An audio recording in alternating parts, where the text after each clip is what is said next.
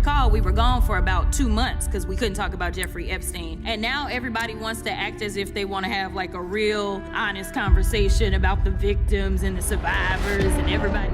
Things just got real messy in the political world because Congresswoman Jasmine Crockett just had to step up and reality check some wild allegations flying around about Erika Kirk and supposed connections to the Epstein ring.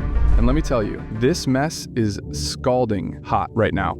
Now, before you start thinking this is just another day in politics, hold up. We're talking about serious accusations that could destroy careers, ruin lives, and honestly, this whole situation shows us how dangerous social media can be when people start throwing around names connected to one of the darkest scandals in recent history. Okay, so let's rewind real quick for anyone who needs context. As we all know, Jeffrey Epstein was a wealthy financier who was convicted of trafficking minors and running a disgusting criminal operation. He died in prison back in 2019, but his case didn't die with him. His partner, Ghislaine Maxwell, got convicted too, and over the past few years, courts have been unsealing documents that contain hundreds of names. Convicted sex offender Jeffrey Epstein has been accused of sexually assaulting countless teenage girls. Last July, the wealthy financier was arrested, and many of his victims were looking forward to finally facing him in court. Now here's where things get sticky. When those documents dropped, social media went absolutely wild. People started making lists, pointing fingers, and basically accusing anyone whose name appeared in any Epstein-related document of being a criminal. And that's exactly the problem, because appearing in legal documents doesn't automatically mean someone committed crimes. So here's what happened with Erika Kirk and why Jasmine Crockett got involved. Online posts started circulating claiming that leaked documents showed Kirk had connections to Epstein's network. These weren't just quiet whispers either. We're talking posts with thousands of shares, videos getting millions of views, and people treating these allegations like they were proven facts. Okay, so before we get into the main drama, let me catch you all up real quick on what's been happening with the whole Epstein files situation. So basically, Congress has been going back and forth about releasing all the FBI files related to Jeffrey Epstein. Now, the House just passed a bill forcing the Department of Justice to release these files. And it's been a whole mess because some politicians have been fighting tooth and nail to keep certain things hidden. Democrats have been accusing Republicans of trying to protect people connected to Epstein, while Republicans are saying Democrats have their own skeletons in the closet. And that's exactly what brought us to Tuesday, November 18th, when things got absolutely wild on the House floor. Because the president campaigned on the Epstein files while we were campaigning on things such as affordability. We were campaigning on the things that now people are complaining about, right? Because of the tariffs and the fact that you guys won't say anything until the president. So remember how I said Jasmine Crockett thought she was about to expose the whole GOP? Well, she really stood up there with all the confidence in the world and started rattling off names of Republicans who supposedly took money from Jeffrey Epstein. She said her team dug in real quick and found donations from Epstein to Mitt Romney, the NRCC, Lee Zeldin, George Bush, McCain Palin, and Rick Lazio. She was feeling herself too, saying, if this is the standard we're gonna make, just know we're gonna expose it all. Like she really thought she did something. The whole Democratic side probably thought they had a gotcha moment. But here's the problem, and I cannot stress this enough. None of those donations were from that Jeffrey Epstein. Like, not a single one. All right, let me tell you exactly what went down. This is the good part. So after Crockett made her speech, a journalist named Chuck Ross checked the records. He works for the Washington Free Beacon, and he found something wild. None of those donations were from the bad Jeffrey Epstein. Zero. Not one. They all came from a different Jeffrey Epstein, a doctor, a physician in New York. Just a regular guy living his life. He has nothing to do with the sex offender. He's not a criminal, he's just a doctor with an unlucky name. And here's the kicker. Some of the donations happened in 2020. That's a full year after the bad Jeffrey Epstein died in jail. Dead people can't donate money, y'all. Like, how did she miss that? How did her whole team miss that? It's right there in the records. The dates are clear. This should have been easy to check. Now, here's where this story takes an even crazier turn. Because Jasmine Crockett wasn't just randomly bringing up Epstein donations. She was actually trying to defend Congresswoman Plaskett, who was facing a censure vote that same day. And what was Plaskett being censured for? For texting with the actual Jeffrey Epstein during a 2019 congressional hearing. Thank you so much. This is a distraction to take away from the fact that the Guardians of Files is literally trying to protect files. The president is a convicted felon and an accused offender. Stacey Plaskett hasn't been accused of either. Yeah, y'all, the irony is thick. Crockett was trying to say Republicans had Epstein connections while defending a Democrat who literally was coordinating with Epstein via text message during an official hearing. The audacity is wild. Documents released by the House Oversight Committee showed that Stacey Plaskett, who represents the U.S. Virgin Islands, where Epstein had his private island, was texting back and forth with Epstein during Michael Cohen's testimony. Epstein was literally coaching her on what questions to ask, and after she finished questioning, he texted her, "Good work." So Crockett stood up, trying to deflect from that by claiming Republicans took Epstein money. But she didn't even verify if it was the right Epstein. The whole thing backfired spectacularly. Alright, let's get into what Jasmine Crockett actually said, because this is where it gets good. Crockett came out publicly addressing these allegations, and she didn't hold back. She basically said that if people have real evidence of criminal connections, they need to take it to law enforcement or credible journalists, not just blast it across Twitter and TikTok hoping it sticks.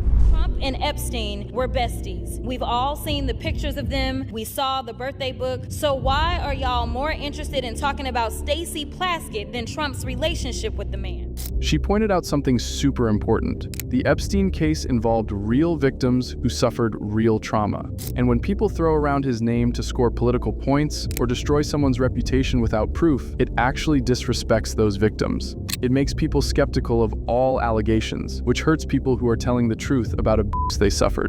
Crockett also highlighted that in today's political climate, serious accusations have become weapons. You don't like someone politically? Just connect them to Epstein somehow, even without evidence, and watch their reputation burn. It's dirty politics at its worst. Now, regarding Erika Kirk specifically, Crockett demanded that anyone making these claims produce the actual leaked documents they keep referencing. Show the court records, show the official testimony, show something beyond screenshots that could be photoshopped or taken out of context. Mitt Romney, the NRCC, Lee Zeldin, George Bush, Win Red, McCain, Palin, Rick Lazio. I just want to be clear. If this is the standard that we're going to make, just know we're going to expose it all. And just know that the FEC filings, they are available for everybody to review. But here's where this story takes a wild turn that nobody saw coming. While Crockett was demanding evidence for unfounded claims about Kirk, real documents from actual Epstein court cases were being unsealed at the same time.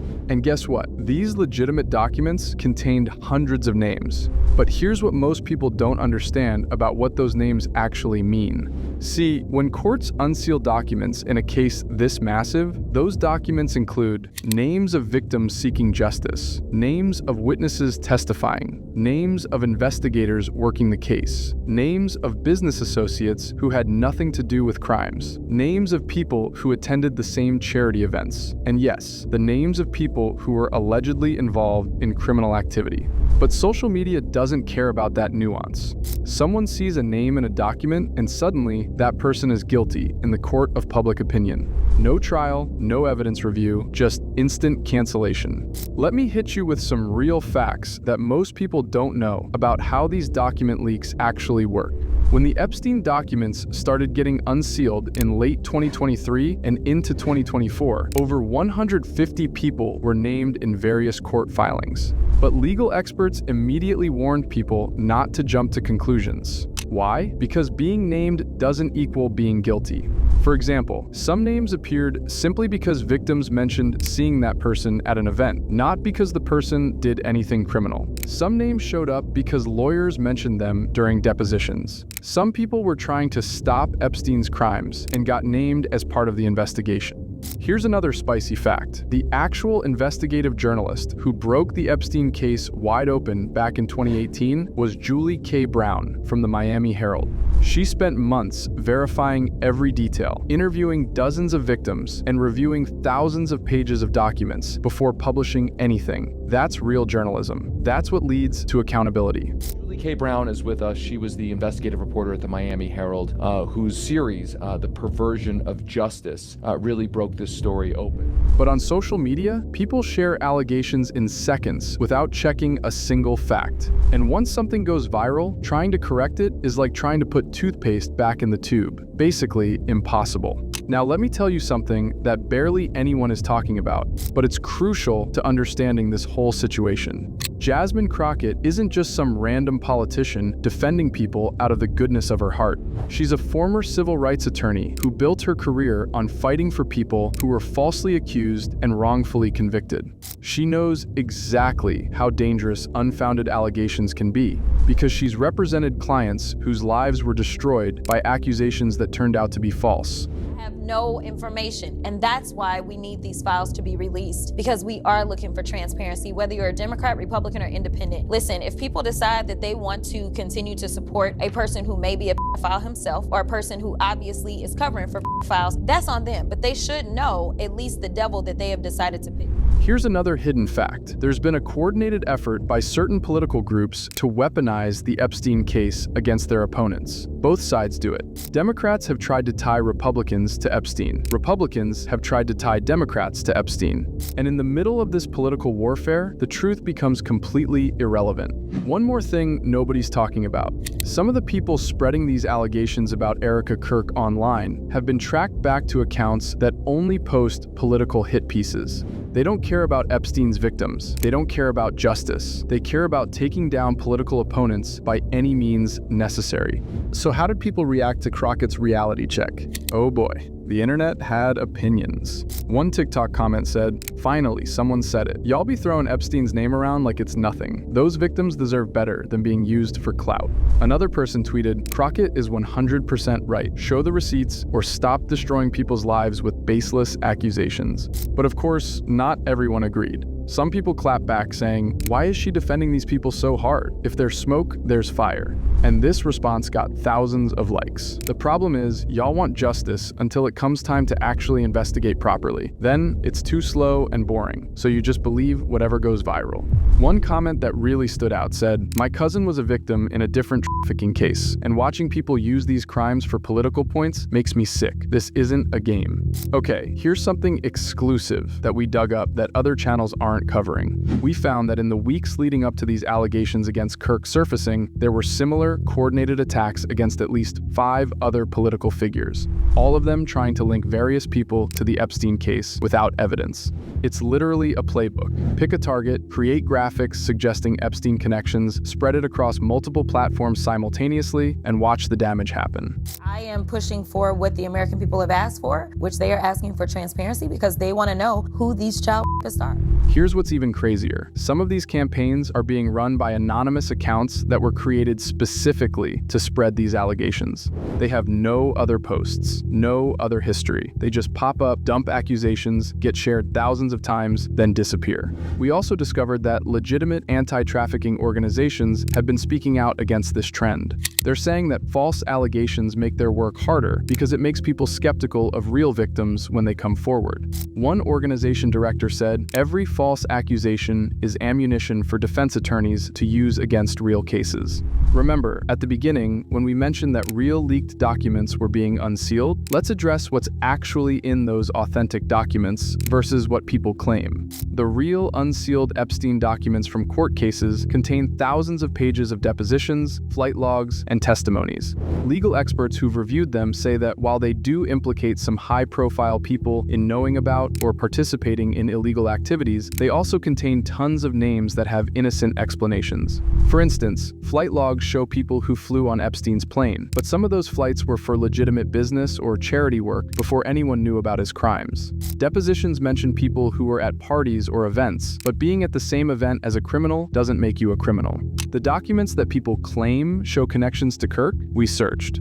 Court record databases, unsealed document repositories, and legal filing archives. Nothing. Zero. If these documents exist, they're not in any official court records we could find. So what happens now? Well, Jasmine Crockett has made it clear she's not backing down from demanding evidence-based accusations. She's calling for better media literacy and for platforms to crack down on coordinated misinformation campaigns. As for Erika Kirk, she'll likely have to deal with the reality that once accusations go viral, they never fully disappear, even when they're proven false. That's the dark side of social media justice. And for the rest of us, this should be a wake-up call about how we consume and share information online. The Epstein case was real. The crimes were horrific. The victims deserve justice. But using that tragedy to destroy people without evidence isn't justice. It's chaos. One last comment really summed it up perfectly. We live in a world where you can ruin someone's entire life with a tweet, but correcting that lie reaches like 5 people. That's terrifying. Another person said, Crockett did what more politicians should do: demand actual proof before jumping on the bandwagon. And this one hit hard. The real winners in all this? The actual criminals who get away with stuff while we're all fighting over false allegations. All right, y'all, what do you think about this whole situation? Do you think Jasmine Crockett was right to demand evidence, or do you think she should have stayed out of it? Drop your thoughts in the comments below, and don't forget to hit that subscribe button because we're bringing you the truth, not the hype.